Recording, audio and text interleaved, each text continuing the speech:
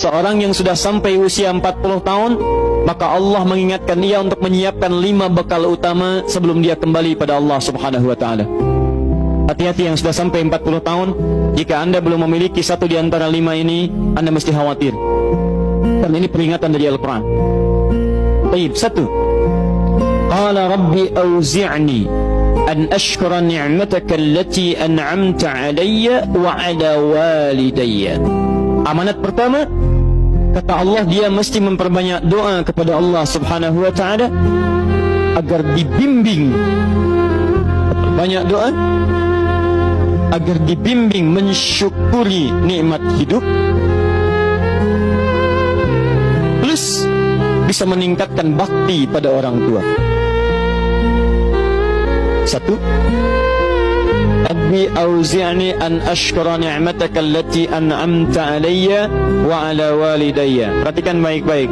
Ya Allah, mohon bimbing saya untuk selalu bisa mensyukuri segala nikmat yang telah Engkau berikan pada saya sekarang, 1, dan pada kedua orang tua saya. Baik, jadi kalau sudah sampai usia 40 tahun, pertama, anda memohon doa kepada Allah untuk dibimbing terus bersyukur kepada Allah. Ini yang mau saya tegaskan. Lihat baik-baik. Apa itu syukur? Tidak ada makna lain dari syukur yang tertuang dalam Al-Quran dan hadis kecuali ungkapan kebahagiaan atas nikmat yang Allah berikan kepada kita dengan cara menggunakan nikmat itu sesuai dengan fungsi yang telah Allah tetapkan. Misal, kita akan bersyukur dengan nikmat penglihatan mata. Anda diberikan 40 tahun dalam hidup, mata masih bisa melihat. Bagaimana mensyukuri nikmat mata? Kalau Anda ingin syukuri nikmat mata, maka yang paling singkat, gunakan nikmat mata ini sesuai dengan peruntukan yang telah Allah tetapkan. Fungsi yang telah Allah tetapkan. Apa fungsi mata? Masih ingat? Melihat yang baik-baik. Quran surah ke-24 ayat 30 untuk laki-laki, ayat 31 untuk perempuan. Qul lil mu'minina yaghuddu min absarihim. Katakan pada pria-pria yang merasa punya iman. Dengan iman itu dia yakin dengan akhirat. Wabil akhirati hum yuqinun. Karena yakin dengan akhirat dia sadar akan pulang dan dia tahu nikmat matanya akan ditanya oleh Allah Subhanahu wa taala. Katakan pada pria-pria yang yakin bahwa matanya akan ditanya oleh Allah. Quran surah ke-17 ayat 36. Inna sam'a wal basara wal fuada kullu ulaika kana anhu mas'ula. Setiap pendengaran Anda, penglihatan Anda, plus apa yang Anda fikirkan, satu saat akan ditanya, dipertanggungjawabkan di hadapan Allah Subhanahu wa taala.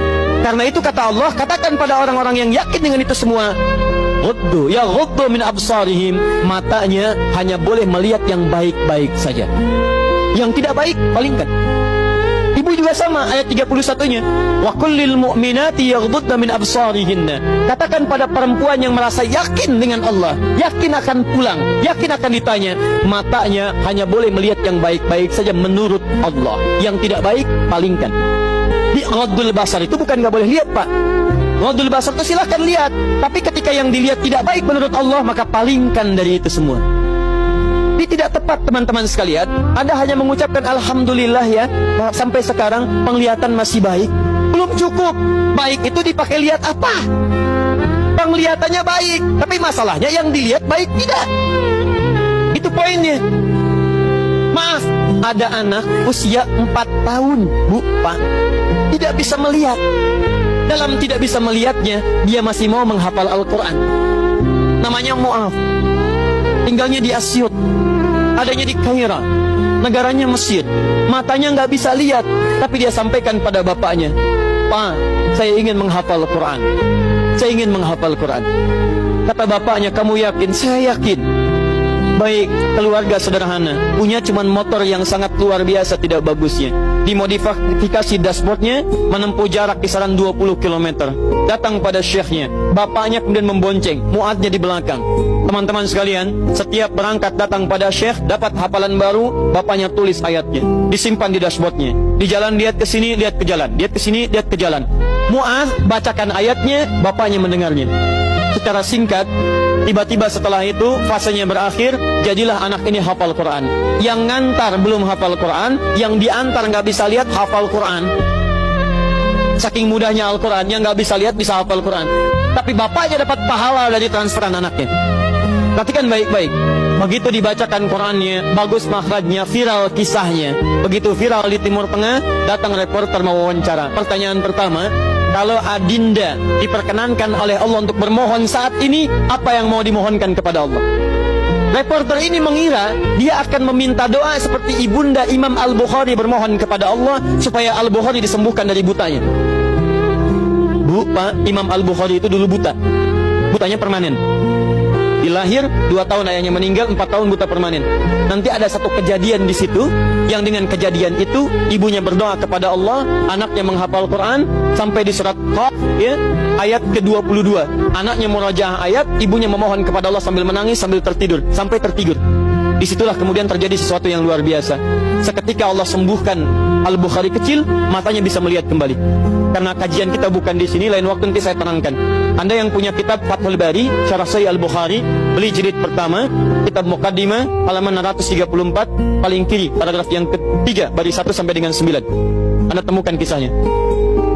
Nah, reporter ini mengira ini Mu'adz akan minta kepada Allah seperti Al-Bukhari kecil memohon kepada Allah, matanya bisa melihat lagi. Ternyata lihat baik-baik.